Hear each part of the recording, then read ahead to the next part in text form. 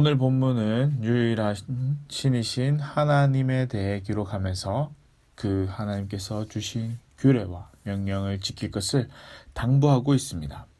모세는 가장 먼저 이스라엘 백성들을 향해 하나님이 행하신 일이 얼마나 큰 일인지 본문을 통해 언급하고 있습니다. 이스라엘을 애굽에서 건져낸 이 일은 하나님께서 사람을 창조하신 날부터 그들의 날에 이르기까지 일어난 적이 없었던 일이라고 이야기하고 있습니다. 이 일은 오직 이스라엘에게만 베풀어 주신 하나님의 은혜라는 것을 말해주고 있습니다.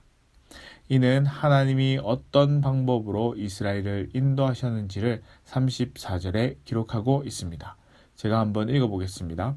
어떤 신이 와서 시험과 이적과 기사와 전쟁과 강한 손과 편팔과 크게 두려운 일로 한 민족을 다른 민족에게서 인도하여 낸 일이 있느냐?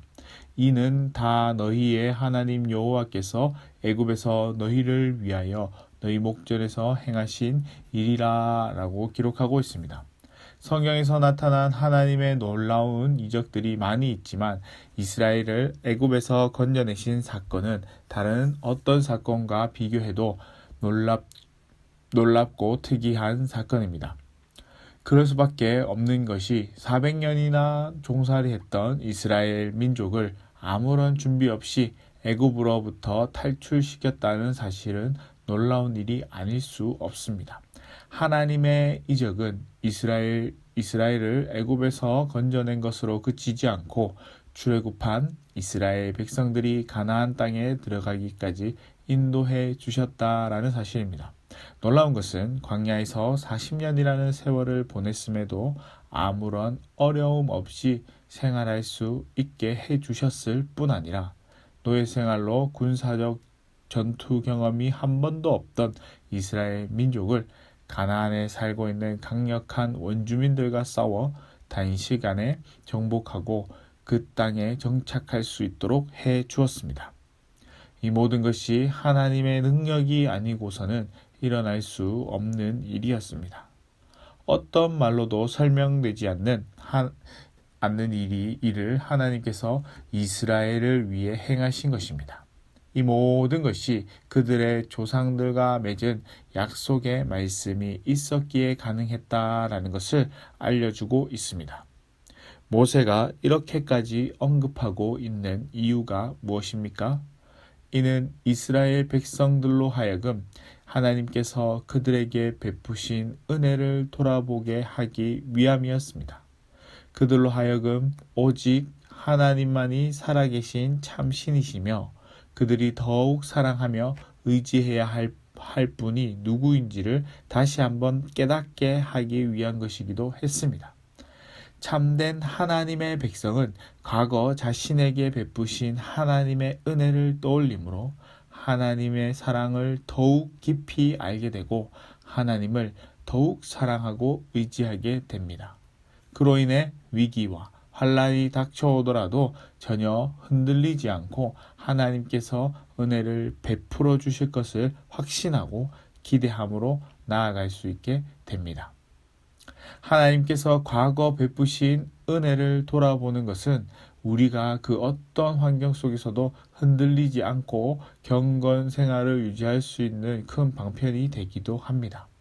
만약 우리가 하나님께서 과거에 우리에게 베풀어 주신 은혜를 자주 돌아보지 않는다면 우리에게 베풀어 주신 그 모든 은혜를 금방 잊어버리고 말 것입니다. 그 결과 하나님께 감사하는 삶을 살아가지 않게 되고 위기와 환란이 닥쳐올 때에도 하나님께서 반드시 은혜를 베풀어 주실 것이라는 확신을 가지지 않게 됩니다. 결국 실족하여서 하나님께서 부어주실 은혜를 기대하기보다는 낙심하거나 절망하게 될 것입니다. 그러므로 우리는 항상 하나님께서 베풀어 주신 은혜를 돌아보며 그 은혜에 감사하는 삶을 살아가야 합니다. 우리가 하나님의 은혜를 기억하고 그 은혜에 감사하면 할수록 우리에게 임하는 하나님의 은혜가 더욱더 풍성해지기 때문입니다. 모세는 유일하신 유일한 신이신 하나님이 행하신 일들을 다시 전하면서도 하나님의 말씀에 순종하는 삶을 살아야 한다라고 이야기하고 있습니다. 하나님께서 이 모든 이적을 보이신 것은 이스라엘 백성들에게 하나님이 어떤 분이신지를 알려주기 위한 것이었습니다. 이는 하나님이 모세를 통해 주신 규례와 명령을 지키게 하기 위함이기도 했습니다. 하나님의 규례와 명령을 지킴으로 하나님이 주시는 복을 누리기를 바랬습니다.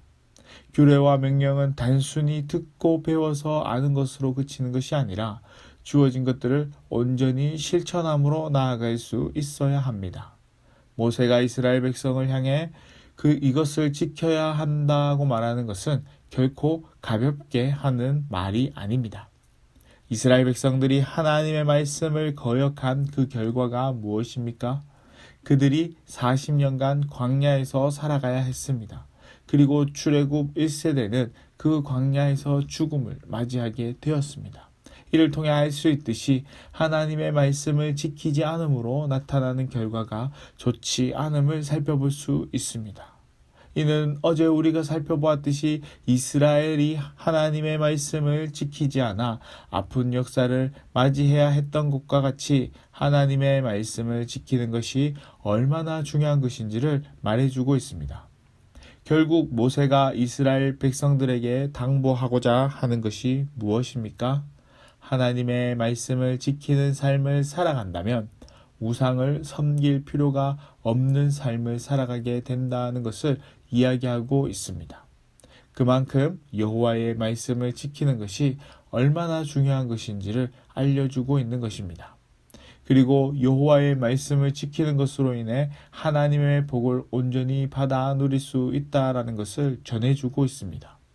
무엇보다도 저와 여러분의 삶은 하나님의 말씀을 온전히 지켜 하나님이 주시는 복을 받아 누리기에 부족함이 없는 삶이 될 수 있기를 소망합니다.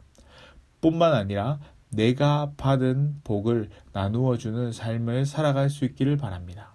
이것이 우리가 지켜야 할 하나님의 규례와 명령이기 때문입니다.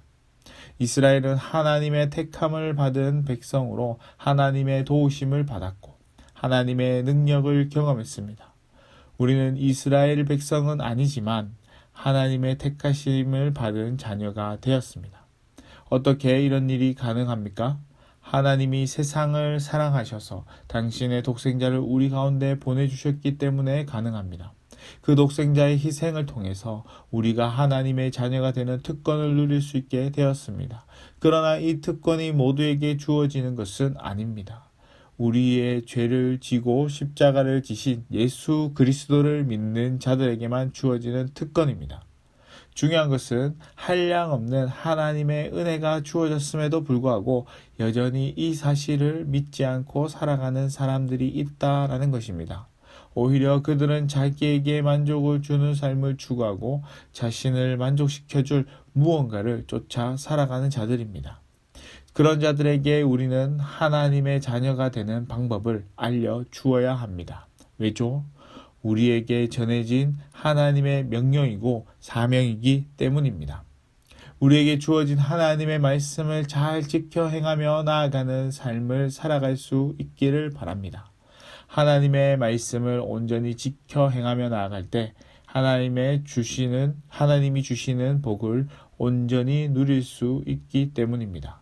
무엇보다도 우리에게 주어진 이 사명을 잘 감당함으로 하나님이 주시는 특권을 누리는 이들이 넘쳐나고 하나님이 주시는 복을 받아 누리기에 부족함이 없는 저와 여러분의 삶이 될 수 있기를 주님의 이름으로 간절히 축복합니다.